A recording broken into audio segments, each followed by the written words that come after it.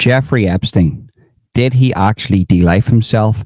Is it just a conspiracy theory that somebody else de-lifed him? Let me know your opinions. But today, I'm going to go through a couple of bullet points that I have taken from various podcasts, various sites that indicate that Jeffrey Epstein did not de-life himself, and actually he was de-lifed by another human being. Now, if you're watching this on TikTok and you want to watch the full long format video on this, head over to my YouTube channel at Holden Official One. Just use the little handle on the screen. Head over now and watch the video. And if you want, subscribe and hit that notification bell. If you're watching this on any other platform and it isn't the full version, just do the same thing. Use the handle at Holden Official One. Jump over to my YouTube channel and you can watch the whole thing. And if you want, subscribe and hit that notification bell. If you're watching on YouTube, make sure you share, copy link the clipboard, make a little social media post, send to your friend on Facebook or WhatsApp Messenger. Sharing is caring, spreading the word is good. That's the only way this channel grows. I've been demonetized. I've been shadow banned. I have been took out of the recommendations, everything. So yeah, make sure you share because that's the only way to fight against that type of censorship. So yeah, let's go through the bullet points now. Now I have to say this, there's a disclaimer. There's a disclaimer. Do not take what I say serious. This is for entertainment purposes only. All the information I'm about to provide to you is not real, and it only exists in Minecraft and GTA 6. So if you want your correct news, go to the BBC, go to the extension of the government's, any news outlets that are the extension of the government's, and get your verified, factual, correct information. What I'm about to say to you not right now is all up for debate, and it's 100% not correct. There's a disclaimer, guys, and I really have to say that, unfortunately. So let's get into this now. This is the bullet points. And before we actually get into these bullet points, I have to say this. There was an interview Tucker Carlson done with Jeffrey Epstein's brother, and it was fascinating. It was really, really fascinating. And I took a few of the bullet points from there, and I've put them onto my pad here, and I'm going to read them out to you. Now, this is all up for debate. I want to know your opinion. If you think that he did de-life himself, leave it in the comment section. If you think he didn't, leave it in the comment section. Give an opinion. Don't argue with people in the comment section. Make sure you always debate with people and try to take it from their viewpoint, because maybe they know something you don't. That's a life lesson that I've learned. I always used to argue with people. I always used to think that I was right, but now you have to look at it for what it is and go, well, hold on. These people are saying it from another point of view, so let's find out what the truth is. And you'll always find that there's one side, there's the other side, and the truth is somewhere in the middle. So I'll get up the bullet points here for you, and it's crazy. I mean, whenever I wrote these bullet points down, I couldn't believe it. I said to myself, I have to make a video on this here, because this, there's just no way of explaining this. So the Jeffrey Epstein bullet points sort of indicate that he did not de-life himself, and somebody de-lifed him. So number one, didn't try to de-life himself the first time. So there's a narrative out there that he tried to de-life himself prior to his death. Now, when watching the Tucker Carlson interview when Tucker interviewed his brother, Jeffrey Epstein's brother, his brother said, look, it wasn't true that he tried to de-life himself prior to this. The only reason he said that was because he didn't want to be a rat. He was being bullied. He got beat up by somebody in the prison. And to save his face and to show that to the prison that he wasn't a rat, he said that he'd done it to himself. And why that is relevant is because one of the reasons the Jeffrey Epstein situation was put down as a de-lifing of himself, was because he tried to do it before. I think it was the district attorney. We'll get into that in a separate video. I haven't actually bullet pointed the district attorney in this here because I want a separate video for that. He said, well, he tried to do it before, so look, there's an indication that he's done it now. So it's very relevant for you to know that he did not try to de-life himself before, and he only said that to the prison system and to the guards because He didn't want to tell the truth that he was actually being bullied in prison. Number two, cameras turned off. So think about that. This is a maximum security prison. To get to Jeffrey Epstein's prison cell, there was 6 levels of security. I think this is the first time in the prison's history that the cameras were turned off. Why were they turned off? There's no explanation for that, by the way. I think it went to court. We'll get into that later on in the bullet points. But why were the cameras turned off? There's no explanation for that. The third thing is doors unlocked. So apparently, this hasn't been verified, by the way. So don't take this as fully credible. But apparently, when I was listening to the Tucker Carlson interview with Jeffrey Epstein's brother, he said the doors were apparently unlocked. A few of the doors in the where Jeffrey Epstein was staying, they were unlocked for some unknown reason.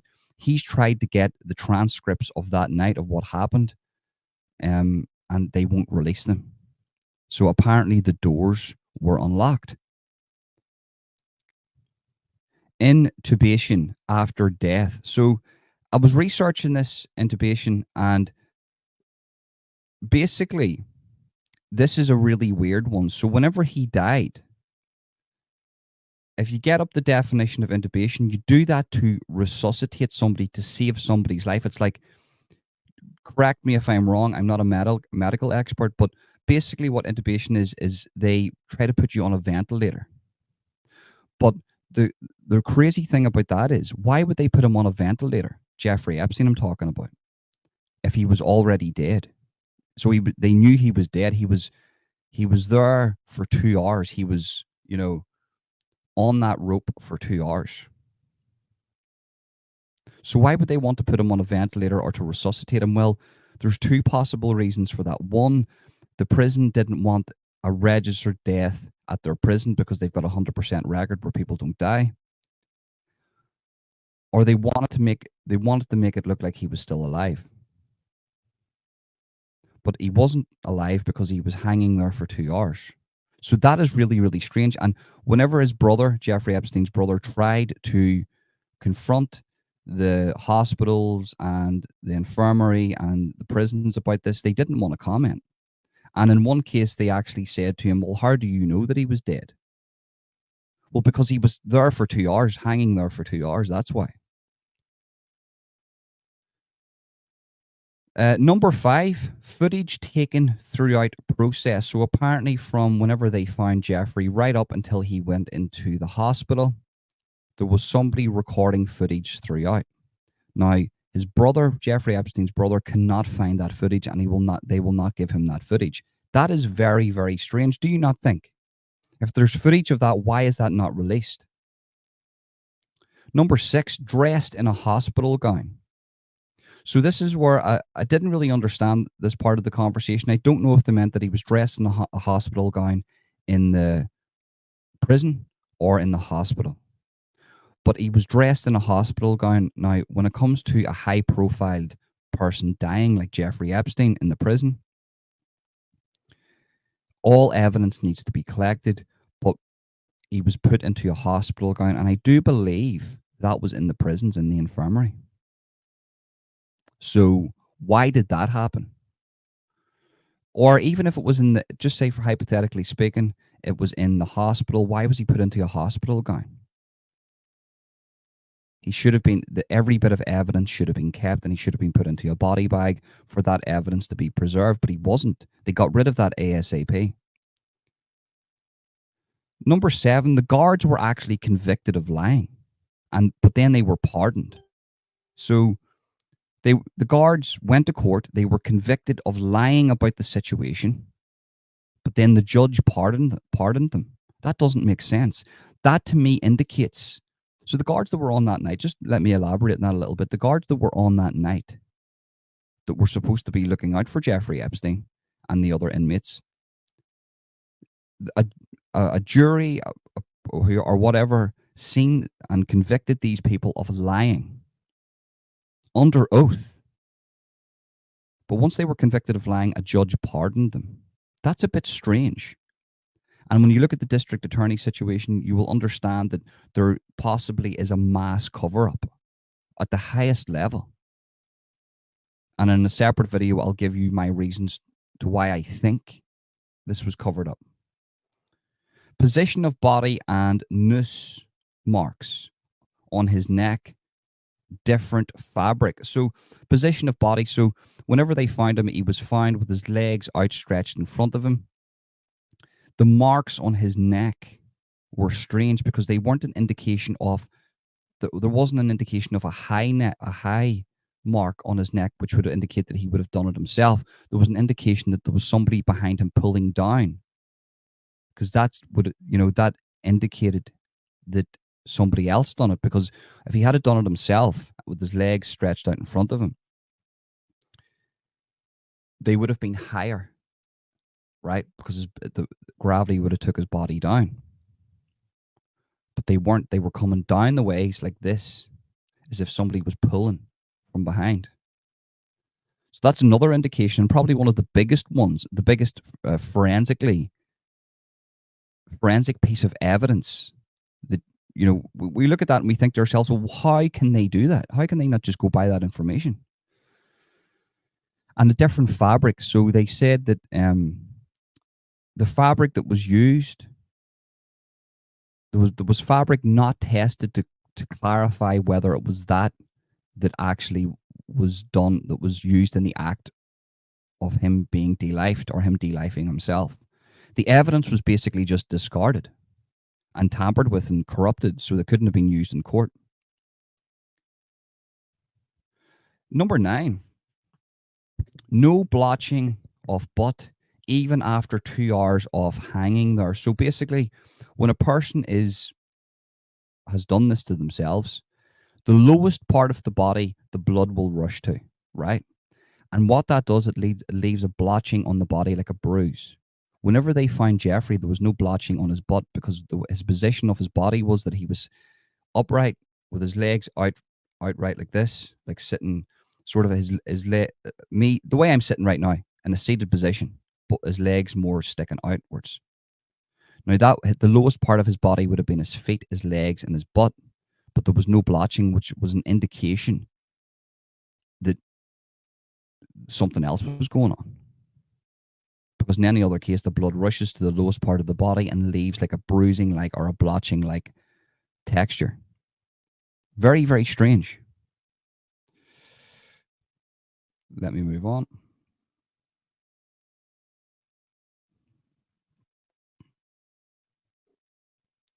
Number 10, breaks in neck, more consistent of a punch, soft hanging. So breaks in the neck, there was, I'm going to get into the doctor now, Dr. Michael Bowden.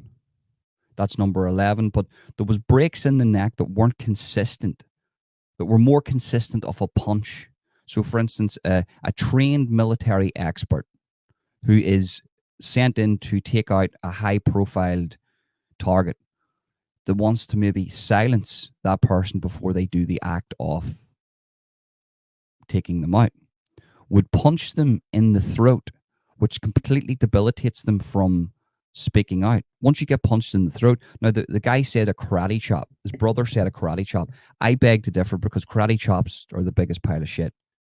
If anybody knows anything about fighting or boxing or mixed martial arts, karate chops work very little, right? So, but it does, when researching this a little bit, it does indicate maybe that Jeffrey Epstein was punched in the throat before he was took out, because there's certain breaks in his neck that are inconsistent to him doing it himself. Now, number 11, Dr. Michael Bowden says not a delifing, never seen 3 fractures in 50 years experience. So Dr. Michael Bowden has 50 years experience in this matter, where he investigates delifings like this in prisons. And he came out with his 50 years of experience and says, I've never seen 3 fractures like this in a delifing. This is more of an indication of somebody doing this to him. Once again, this was discarded, and they didn't take this information in. Make your own mind up about that. Number 12, had a plea deal for no prosecution, but still arrested once back from Paris. So this is quite interesting, right? So I'm not going to claim to know everything about this, but I'm just going to give you my limited knowledge in this here and sort of break it down in a simpler way for you. So Jeffrey Epstein had a plea deal for another case I think it was for a sexual assault or something. Maybe it was for something else, to not be arrested for that assault or whatever he was accused of, right? He had a plea deal with the USA government and they accepted that plea deal. But whenever he came back from Paris, he was rearrested and put into prison for the thing that he had a plea deal with. So the US government broke the deal that they had with Jeffrey Epstein, put him back into prison, to which then he would later on die. So that would be an indication that if there's anybody that actually took him out here, it would have been the US government, because they are the ones that broke the deal and made sure that he went into prison and then he met his death. He met his demise. So that this was a blatantly obvious thing which was going on here. Now, number 13, and I left this to the end because I find this very, very interesting. No records of inmates. So Jeffrey Epstein's brother has been looking for information on the inmates that were around Jeffrey at the time, and he cannot find any information on those inmates. They actually won't give him that information. So, by the way, number 13 is the end there. So think about it this way, right?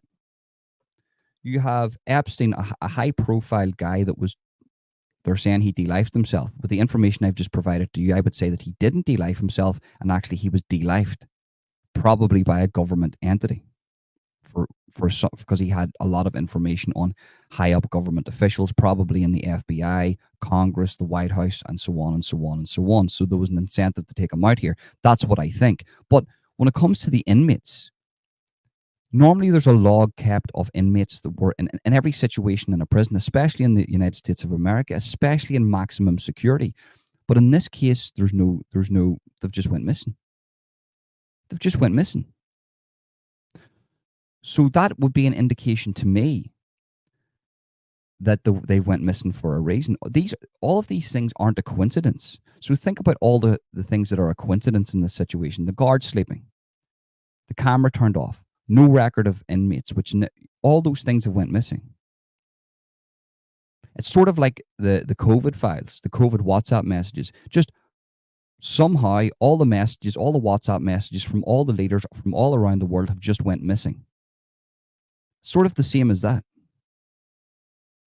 So that to me is an indication that this guy definitely, I'm in the very, very high 90s, 99.9% sure that this guy did not delife himself, and he was took out by a government entity, in my opinion, in Minecraft and GTA 6. Don't get your information from me. Go to the BBC and CNN to get your correct information. Do you get what I'm saying? So you make your own mind up about that. That everything I've just said to you there can all be verified and checked on Google. So you can do that yourself. You can go back and forth and do that yourself.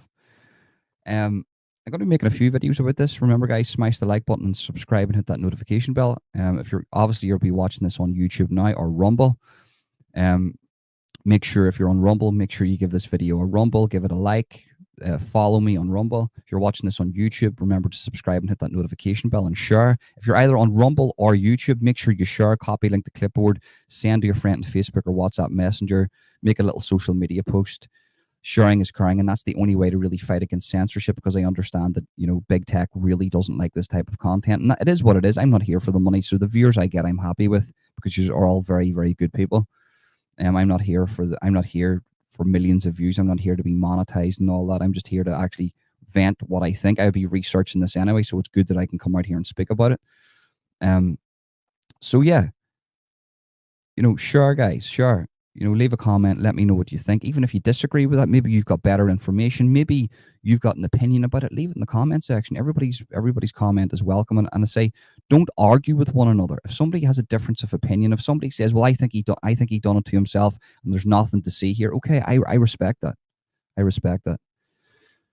But that's it, guys. Oh, yeah, yes. And if you want to go follow me on social media, if you want the links to my TikToks, my Instagrams, all my other social medias, my Rumbles, the handles, actually, because YouTube have taken my ability to put links in the description apart from YouTube links. That's another thing they're trying to do to me. But all the handles will be found in the description. And that's it, guys. Thank you very much for tuning in. Peace.